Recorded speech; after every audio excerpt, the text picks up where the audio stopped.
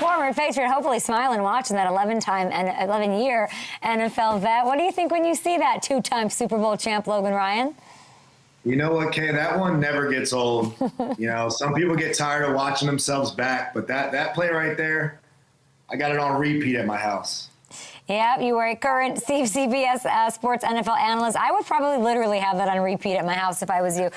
You know what time of year it is. Tom Brady hates to see it coming. That game-sealing pick six off the goat, iconic. Have you talked to Tom since then? Do you ever see Tom?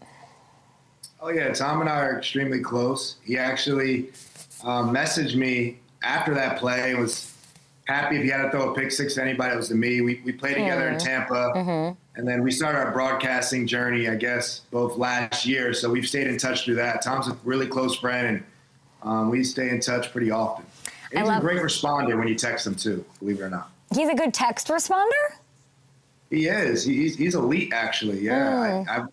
He's better than some of my other friends. So I'm like, if Tom Brady can get back to me quicker than you, then why am I texting you? Yeah, that's it. I'm not going to say anything. I'm not going to say it. But yes, I'm glad that he is. The Pats back in the playoffs, of course. Let's just start there. Drake Maye, his postseason debut up against Justin Herbert, who's 0-2 in these big games, these playoff games in his career. Even though he's a rookie, he's a newbie, at least as the postseason's concerned.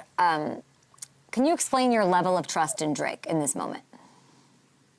It's extremely high. The playoffs is a new season, but he's been consistent all year throughout. I mean, just so solid. He's breaking, ratings, and he's breaking completion percentage. He's breaking records. He's breaking Tom Brady records, how well he was, how well he's played this year in the first year of a new system with Mike Vrabel and Josh McDaniels. I really like this matchup for the Patriots. The playoffs are about matchups, not about seeding. But this is a really good, favorable matchup for them based on, Chargers deficiencies and whatnot. And I think the zone defense that the Chargers play, Drake Maye is really good against man. He's really good against zone. And I think he's going to have a pretty good day. I think he should be extremely comfortable. And I think you're going to see the regular season Drake Maye. I don't think you're going to see any hiccup on his behalf. I really like this matchup. Do you trust him more than Herbert? Yeah, this year I do, absolutely. I trust him as much to be my MVP.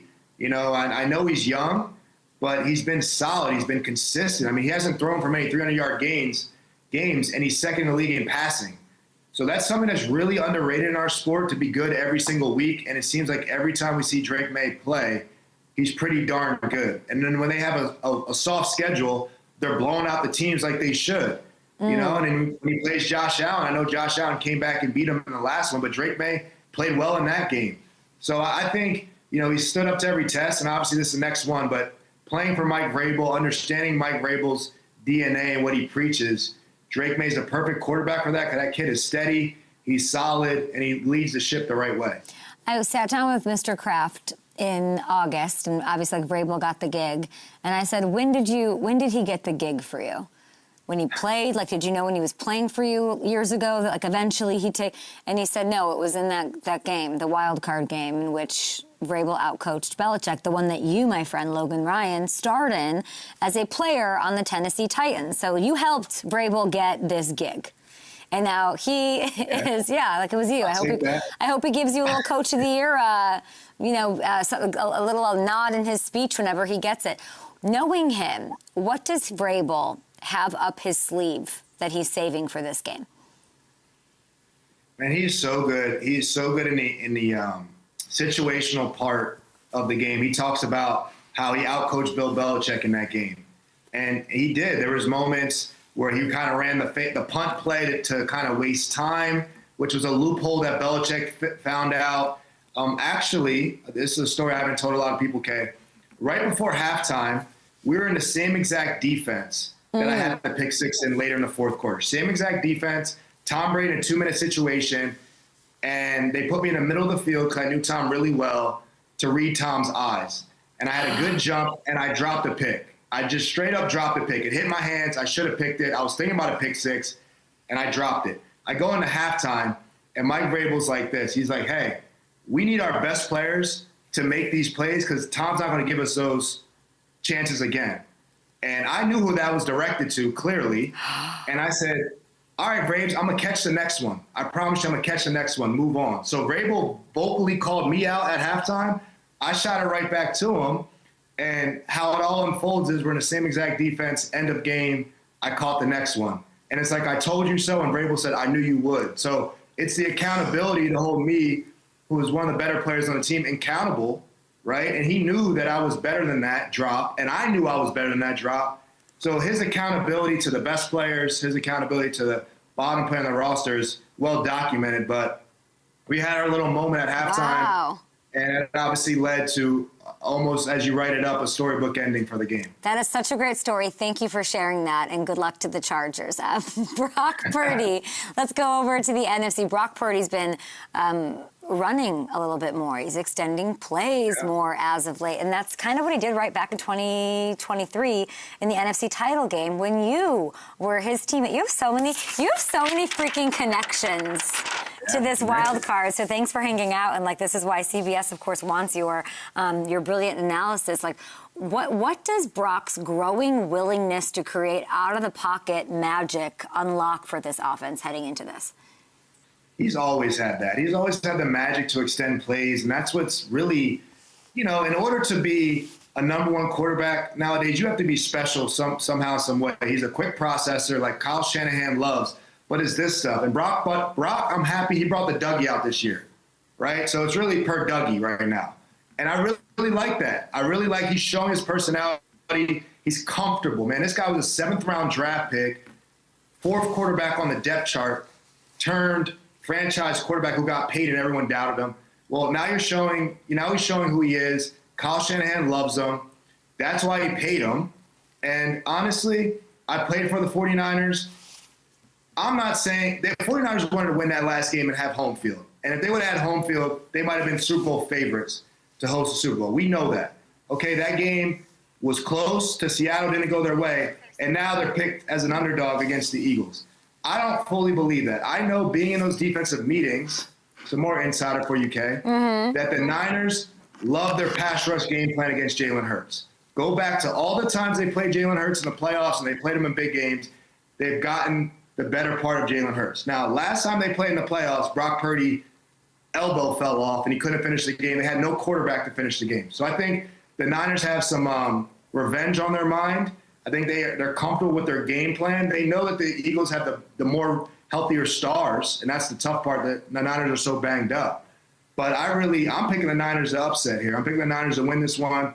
I think their defense and Salah has a good game plan for the Eagles. And I like what Purdy's doing. And I am not a fan of Nick Sirianni resting those starters. I'm not a fan of that. Tell me more about that. Why? Because you can't just turn it on. And that's what this Eagles team is trying to do this year. They're just trying to flip the switch now that the playoff starts. All right, now we'll start playing well. I'll rest the guys up. Now we'll just turn it on. And you can't always do that. How you kind of end the season and leads it to the playoffs, momentum and whatnot. And I always say this also on air with CBS. Football is not an 11v11 sport. Football is a 12v12 sport. It's your 11 players and your coach. Okay, Kevin Patula, their offensive coordinator, and that 11 versus Robert Saleh and the Niners defense. I'm sure a lot of people will take the Eagles offense over the Niners defense right now with kind of the injuries, but nobody's taking Patula over Saleh. And Kyle Shanahan and Vic Fangio, you might as well call that cinema. They're two of the best in the business at calling plays on the other side.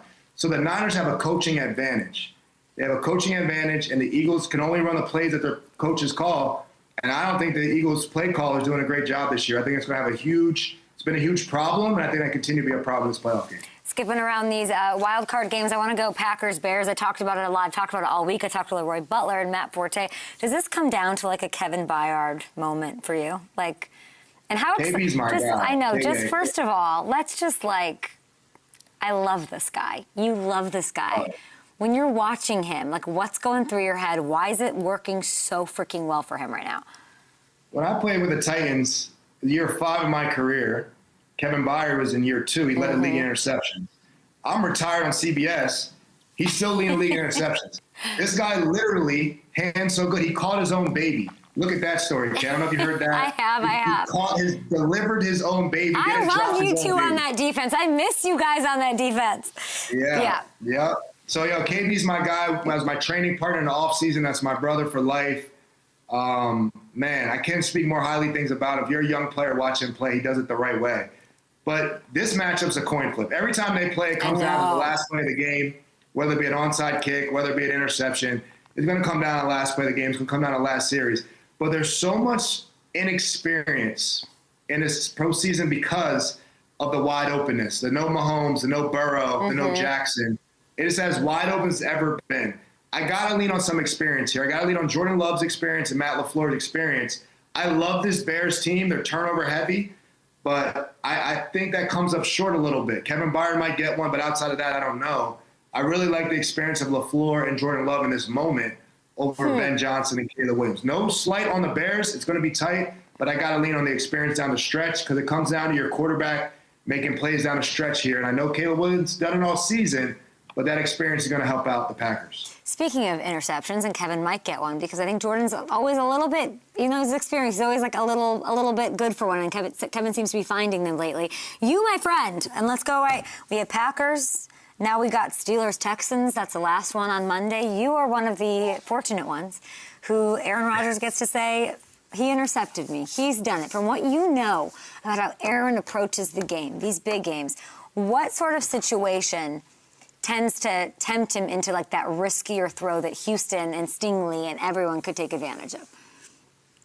Man, he's like a wizard at the line of scrimmage, Kay. He is so good. He's honestly a savant. I know we have geniuses in the world, but there's also geniuses in sports, and that's what Aaron Rodgers truly is. I know he knows that. I know he's very smart, but he calls it at the line of scrimmage. He gets in the right play. He doesn't like to make a lot of mistakes.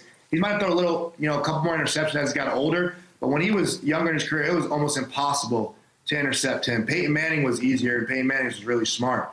So it's going to be about the pass rush. Houston has a great ability with their edge rushers, are unbelievable. They have the best marriage of edge rushers in quarterback play. And their wide receivers on the Steelers are just not good enough to beat the Texans' corners. We talk about the playoffs are about matchups. So what the Texans do really well is what the Steelers struggle with. So I don't know how they get open. I don't know if people are going to be slipping like that. I don't think Stingley's going to slip like that. And I think that's going to be tough for Aaron Rodgers. He's got to force it in certain windows. And we know DK Metcalf is back, but DK Metcalf is a big physical wide receiver. Well, really good press corners like big physical wide receivers. It's hard to cover the quick, shifty guys. Those are the harder guys to press. DK Metcalf, I'm not saying he's easy to press, but Stingley and them should be able to handle that matchup. And Aaron Rodgers is not going to have the receivers to get open enough, in my opinion, to generate enough points to beat the Texans.